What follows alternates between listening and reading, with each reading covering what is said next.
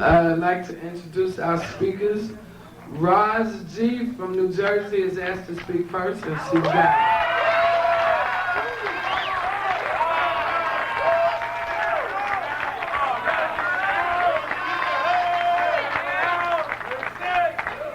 Hi everybody, my name is RoZ and I'm an addict. First of all, I need to thank God because God has been better to me than I've ever been to myself.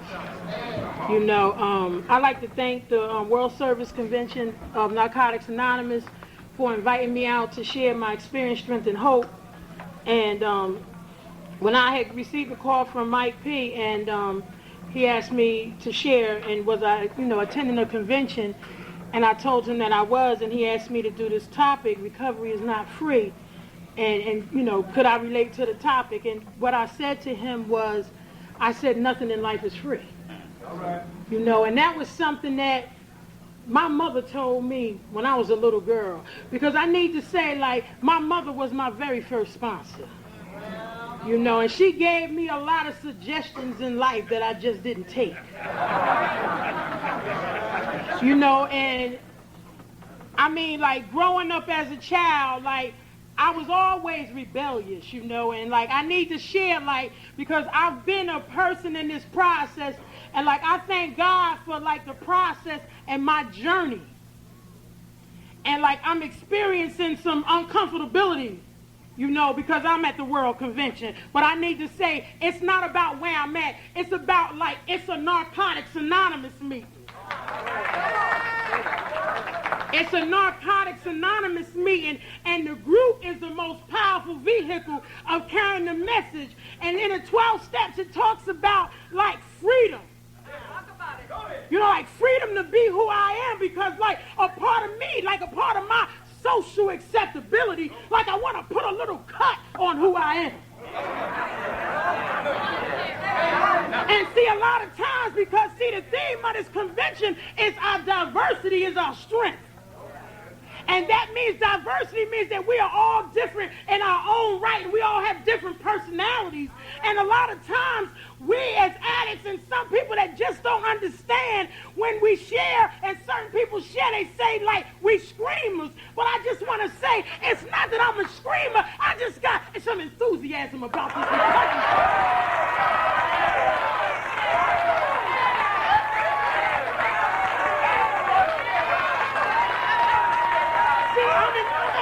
Excited. I get excited when I think about my process and how God has brought me out of many storms.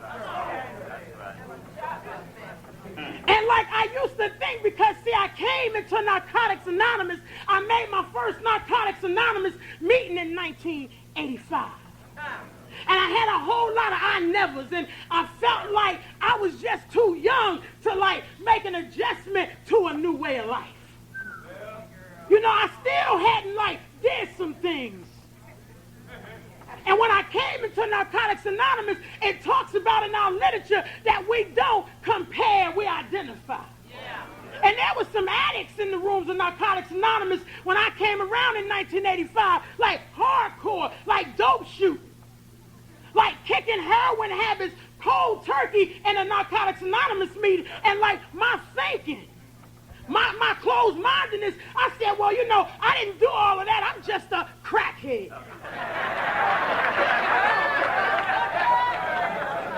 But our literature clearly states that it doesn't matter what we used, who we used, what our connections was. They only had one concern: what was our problem and how could they help us? Yeah. And I didn't know that, freedom wasn't free. I didn't really understand that until I bought into the keep coming back. See, I started buying into the principles. And they told me, just keep coming.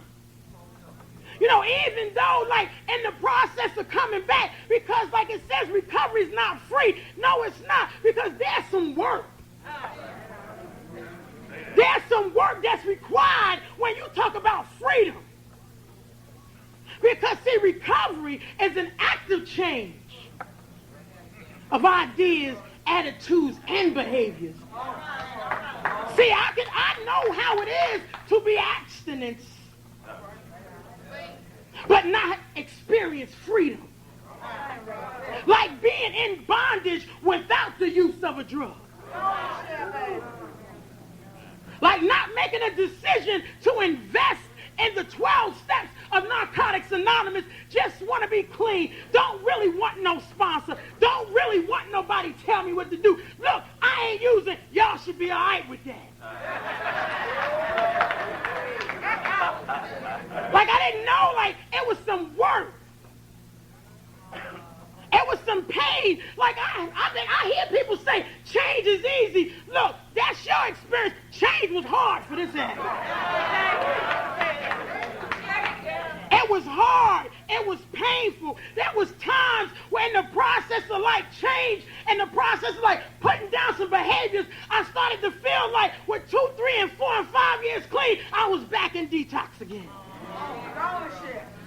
Because like in the process of like the recovery and the self-discovery, what I started to do was like I started like talking about what was really going on in my life.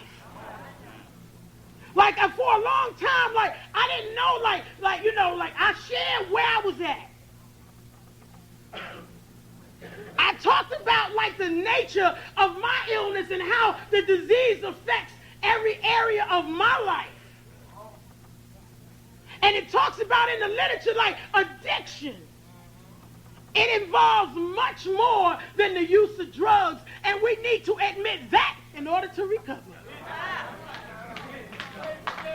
I needed to talk about like the isolation, the loss of control, the shame and the guilt, the abandon, the dereliction without the use of the drugs.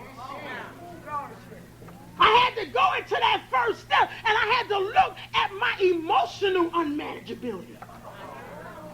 Like for years, I just let my emotions run me. My impulsiveness, my fear, my shame, my guilt. And it was not easy going inside looking at myself. It wasn't easy. There was a lot of days, there was a part of me that just didn't want to buy into this no more. A lot of days I started to feel like in this process of recovery, like, hey, I'm clean, but like, when is it going to get better? Like, when am I going to see some light at the end of the tunnel? Because when I came in here, like, I started dealing. After I got with the rebellion part of this program, I started dealing, like, with the nature of, like, my behaviors. Like, I started, like, not just writing on the steps. I don't not write, and I believe that writing is good. But the application is when you get the experience. Like I can write, I can have a notebook with all this paperwork in it, but no principles in my life. And I got a sponsor that believed that, like she said, it's about like trying to live this thing to the best of your ability. But if you don't buy into the indispensable principles of honesty, open-mindedness and willingness, not like be honest but don't be open. Because that's how I went. That's how I thought. Like, I'll get honest, but I ain't open for no suggestions. You know, like, let me just tell you where I'm at. Let me just share what's going on with me, but like I ain't open for nothing. Like I just want somebody that I can like dump my stuff on. And I remember one time I had about 4 years clean, and this woman in Narcotics Anonymous said to me, she said, you know what, RoZ? It's about being open-minded. You know, like it's about believing. At this point of your recovery, it's not, it goes beyond coming to believe. Like when you gonna start believing for real, for real? Like when you gonna start believing like in a power greater than you? It talks about in the second step, like we talked and we listen with others, we see the miracles happening in other people's lives. started coming to Narcotics Anonymous meetings, and I started listening. I started to put the big ear on. Like I had moved from the back, like in the back by the coffee pot, like disturbing the atmosphere of recovery. I started moving my seat out because I started to realize that this was about my life. I started to realize this is my livelihood here, and I need to take recovery a little more serious. And I started listening. Listening is a spiritual principle. I started listening, and I started hearing the men and the women in Narcotics Anonymous talk about real issues. You know how it is when you go to a meeting and folk is getting honest and talking about what's really going on? And you start to identify and you start to feel well, I ain't that bad. I ain't alone here. Other people are struggling in this process, but through the we can do this together. We can recover together. And I started hearing women talk about they couldn't stop being a whore. That was big stuff for me to hear a woman say I'm clean, but I still got a problem with my self-esteem. I'm clean, and I started hearing men share I'm trying to live right, but I can't stop tricking. I really don't want to do this, but my disease got me by the throat, and my defects is on roll call, but I'm asking for some help.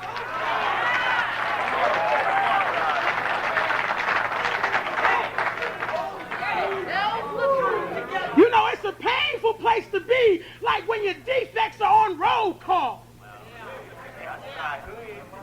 And they just stand up one behind another, and it becomes a domino effect.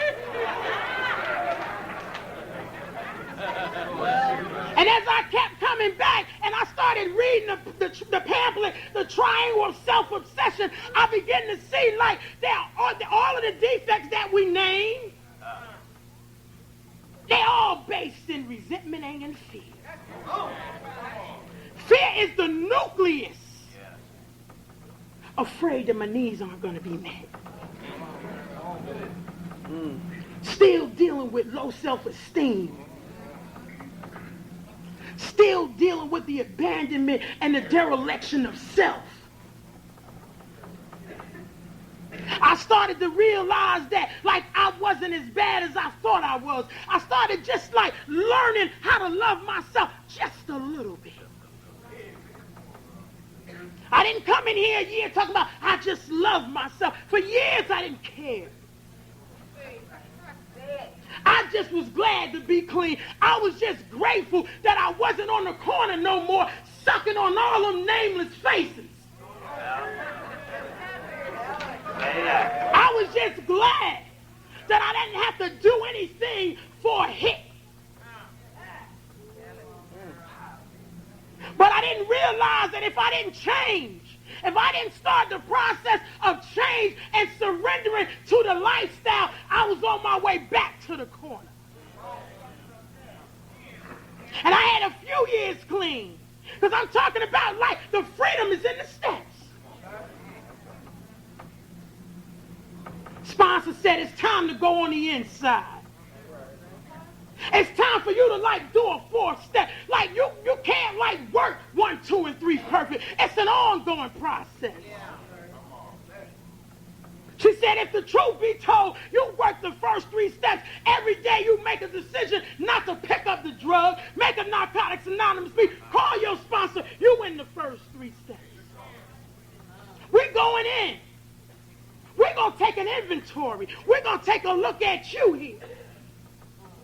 We're going to start acknowledging some things, because the bottom line is that I had a lot of feelings, but I never acknowledged my feelings. That's what I always use. It was a blessing to know that when I came to Narcotics Anonymous, I could tell people how I was feeling. Even, you know how sometimes the things we think and we be like, damn, I don't like thinking like that.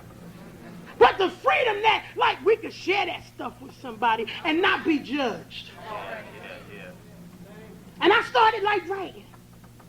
Like I started like doing this 4th step.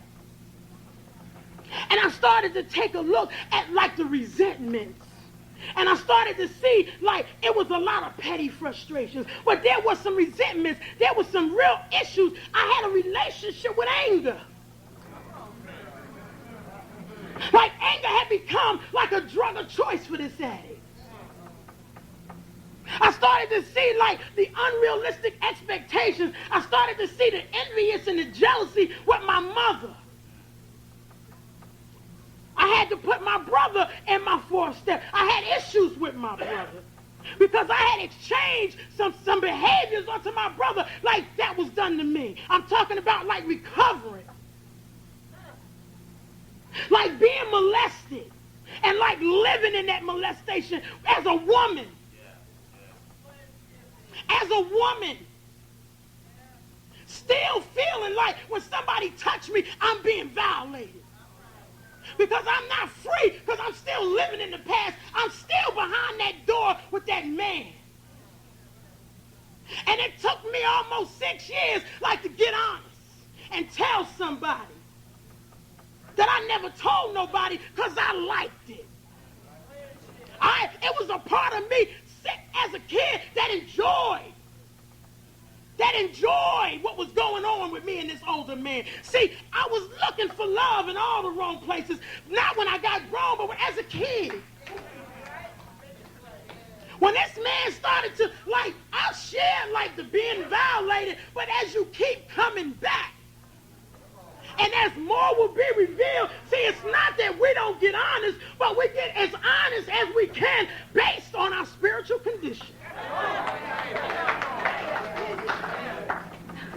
I only can give you what I got. And at the time of me sharing, that's where I was at. But as I started to get honest, and as I started to get with some acceptance, like the first time, I went back. I was only 10. I knocked on the door and asked for more. As a kid. I never wanted to admit that. As a kid, that it was a part of me that was like sick, that enjoyed it, like the attention, I looked at it as nurturing, not looking at it as being violated. When we moved, and I remember going up the hill, like moving away from my perpetrator, I didn't want to leave the community because the thought of him not being there no more. I didn't want to admit all that stuff. I want to appear to be and I was affected by it. Yes, I was affected by it, but what happened in the keep coming back process, I realized that I had some unresolved issues that I needed to address. For years I said I hated men, that I hated y'all. I didn't hate men. It was me. It was me. I had to stop being a victim up in here. I had to stop going in and out of these relationships. And coming out of them, going to a meeting, raising my hand, talking about he done me wrong. I wasn't no victim. I was a volunteer.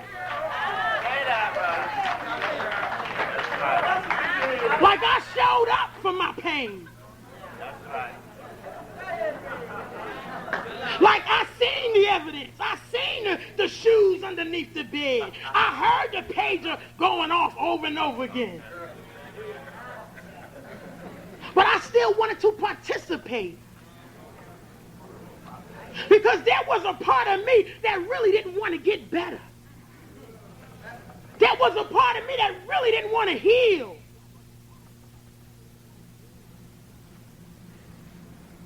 And I'm telling you, I've been by myself. I mean, I've had a couple of tips every, sometimes the girl got to do what a girl got to do.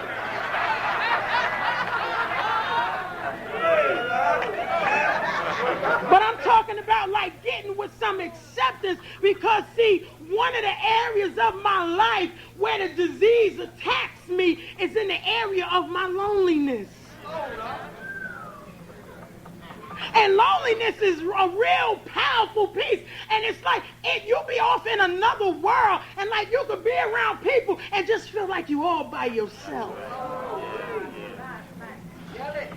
And you don't understand how it feels to be like lonely if you haven't experienced loneliness. And it's easy for somebody to say, you're never alone. When you got a man. But I've learned that you can have one and still be lonely. But I had to start like talking about like where it takes me. Like I started like gambling, like real bad. Like that's one of my like secrets. That's like a real painful area like that I don't like to talk about. Because I don't like to talk about it because I believe that when you open yourself up and talk about what's going on to you, you're in search for freedom. And once you put it out there, it's about like the second step, like reaching out, asking for help. And there's a part of me that like, I like to like escape. Like I like to like get money and like come into money and like not tell nobody and like tip off and like spend a couple $1,000 and then come home and like go in the fetal position for a couple of days. And like not share about it with my sponsor, not talk about it with the people in my life. I'm talking about like addiction. I almost used with 2 years clean gambling. Almost used. I was at the casino and I was winning and the money was falling and the jackpot and people came around me and started clapping, and I thought it was 1,000, and it was more than 1,000. I ain't gonna tell you how much it was. It was a lot of money. And the women down in Atlantic City, the women, they walk past you. They just walk past you with the drinks. They just be walking past. You ain't just give them a quarter, you get a drink. Because that's to keep coming back at the casino. Let's get them drunk. And I was so excited. And when the girl was walking past me, like I was getting ready to, I was caught in the grip. I was in an environment of people, places, and things. And I started to I wanted to drink, so it was like, and I wasn't with nobody recovering.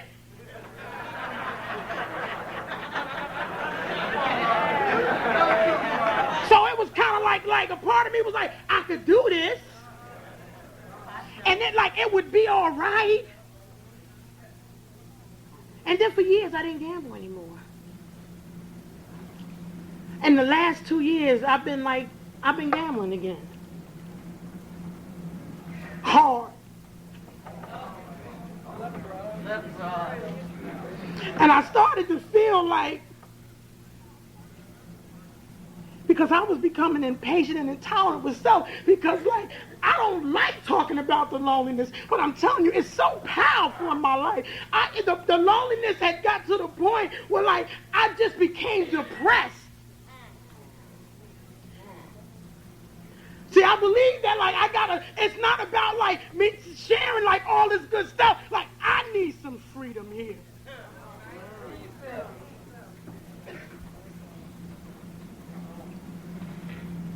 And I've been feeling what's wrong with me? Am I not good enough?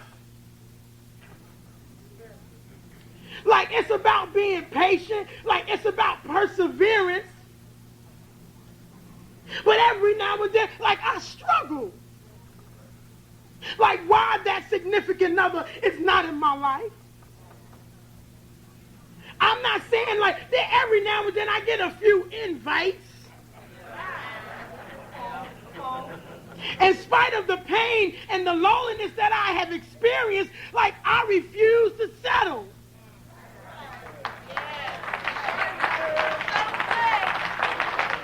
I've done some work. I've done some work on myself. I've come a long way. I'm no longer the whore that I used to be. I'm no longer the woman that, like, you could just talk a few good lines to and we in the sheets again. And there's every now and then a part of me might want to compromise that just because I want to be with somebody. A part of me wants to, like, compromise the work that I've done. Like, I had to really start to invest in a personal relationship with God. I had to really start praying, and I had to start asking God to, like, give me some strength and some courage to keep enduring. And I'm telling you, I ran from God. I ran from God most of my life. And I started praying. And I started asking God, like, to help me. Like, to keep me. Like, to keep me real. Like, to, like, comfort me in them lonely nights. Like when I want to sell out. I'm talking about, like, this some, like, right now stuff going on. Like, keep me. Like, asking him for the knowledge. Like, God, what would you have me to do? Like, the reason why I'm by myself, it's not because I'm not good enough. It's just about weight. It's just about, like, weight. And what was revealed to me in a 10th step, like, you talking about what you want, but have you met the condition? Have you met the condition? Are you ready? Are you ready? Like, what can you really bring to the table? Come on. Like, when you got to take an inventory, like, you got to go in and you got to look at yourself. Like, have you really improved the quality of your life? Are you still looking for somebody to rescue you?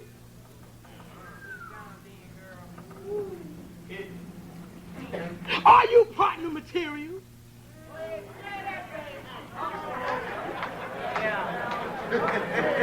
For real, are you partner material? Or you just want some assistance with the phone bill?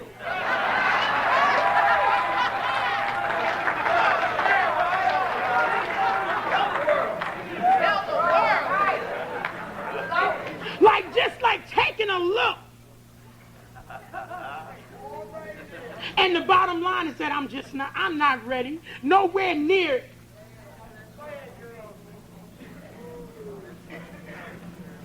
I still can, like, emotionally, I'm just real unmanageable.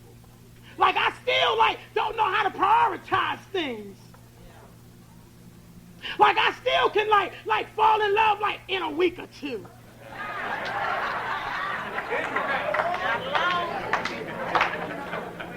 Like, the maturity is not there yet. It's just not there. So I just got to, like, just continue to work on me. And to continue to be honest and talk about, like, how I'm feeling and where I'm at.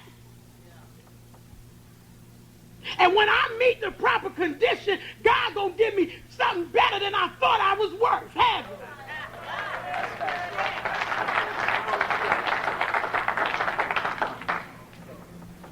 And I had a girlfriend tell me, she said, "RoZ, when God starts to handle his business and you let him, like it talks about in the 3rd step, like the same God that brought you into Narcotics Anonymous will continue to guide you if you allow him." You ain't got to look for nothing. You ain't got to seek nothing out. The only thing you'll have to do at that point is just continue to show up, continue to be the lady that you are, and you will get everything that you deserve. Because this is the area of my life that like takes me into that depression. This is the piece in my life. See, everybody, we all got an area of our life that can rock us without any permission. And this is my area. This is what's at the forefront of my recovery. So this is what I talk about. This is the area that I wanna like get better in. This is the area of my life where I want to start like healing. Like getting with some acceptance. Like just getting with some acceptance that I'm okay. That I'm doing good. That I'm growing up. That I'm healing. That I am maturing. That I am a kind, loving, compassionate woman. I am a woman that deserves to be loved. I am a woman that is worthy. But I just got to be patient. I just got to be obedient. And this is some God stuff here, because this is the kind of stuff, like, I don't tell people. Like, this between me and God. This some 11-step stuff here.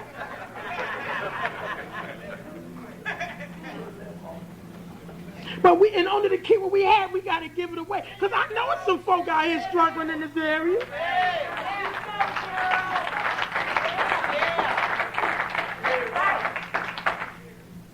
And I thank God for the courage.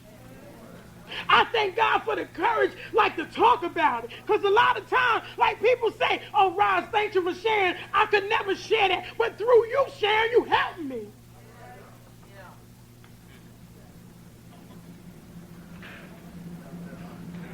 Man, a lot of times people think getting up at this podium is some kind of, like, glamorous thing here. You the bomb and all of that. It's some pain, honey. It's painful when you got to expose yourself, because I'm not an entertainer. It's painful when you got to, like, talk about who you are, who I am, and what my problem is, and, like, seeking help, seeking freedom, like solutions. Like getting to the other side. Like feeling vulnerable. Sometimes after commitments, like, I just want to, like, shut down. Because, like, I got to keep persevering. I got to keep showing up. Because through me being honest, and through me talking about, like, the areas of my life that ail me, I'm healing. Like, I'm healing right now. Because, see, the healing process is ongoing. It's ongoing. Like they say, like, keep coming back till the miracle happens. That's what we tell the newcomers. But it's not just for the newcomer. It's for the in-betweener. It's for the old-timer. Because the miracle is not an event. It's something that just keeps happening and happening and happening and happening.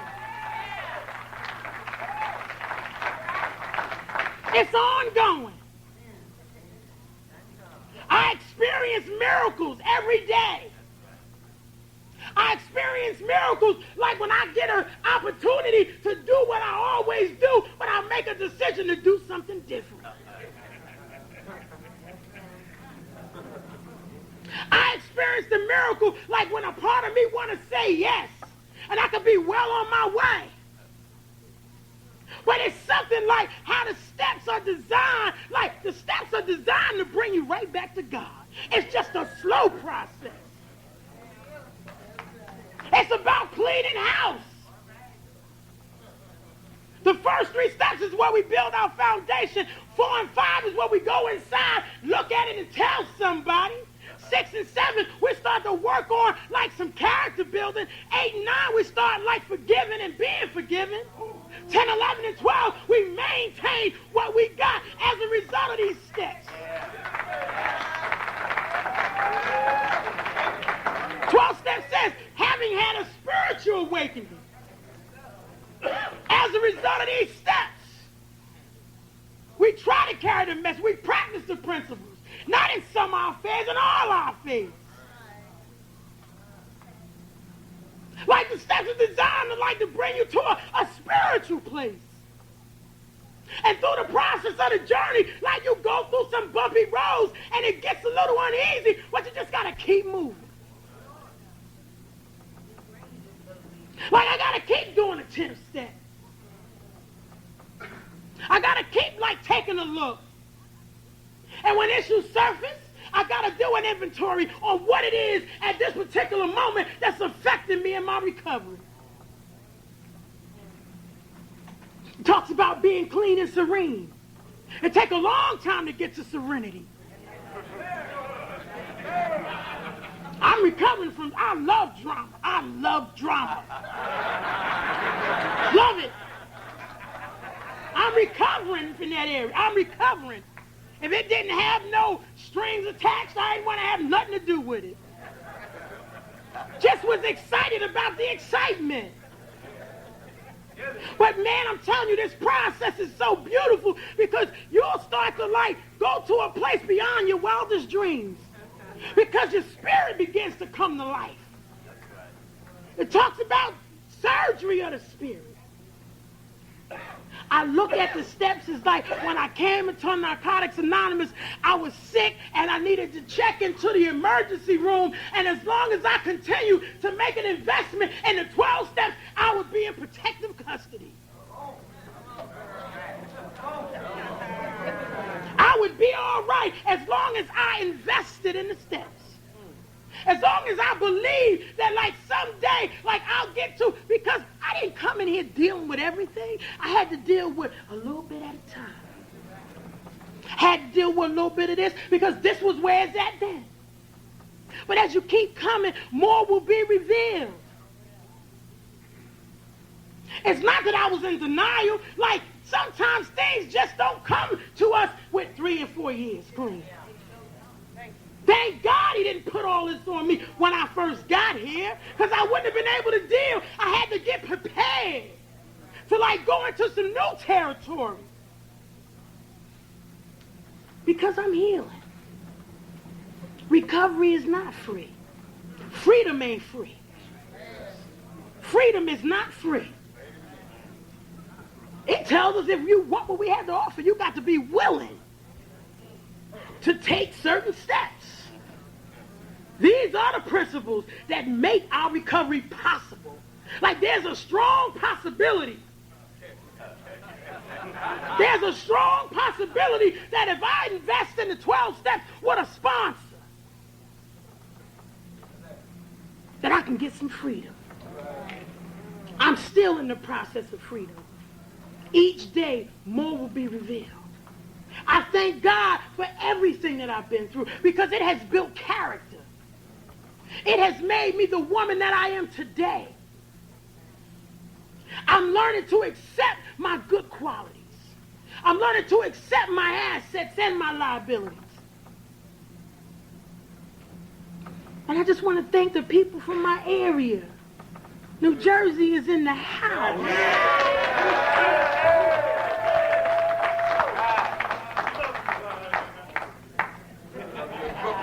And if you ever, and New York is in the house, and my girls from California is in the house.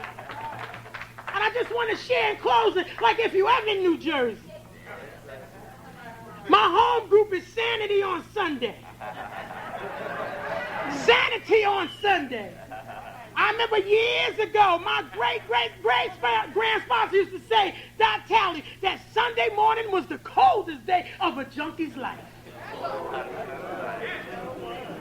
And my home group is named Sanity on Sunday. We meet every Sunday morning at 11:30. If you're ever in Orange, New Jersey, you can look up RoZ G and give her a call. We'll take you to the meeting. We'll go to the diner. We'll feed you. We'll love you. And we'll be there for you. Thanks for letting me share.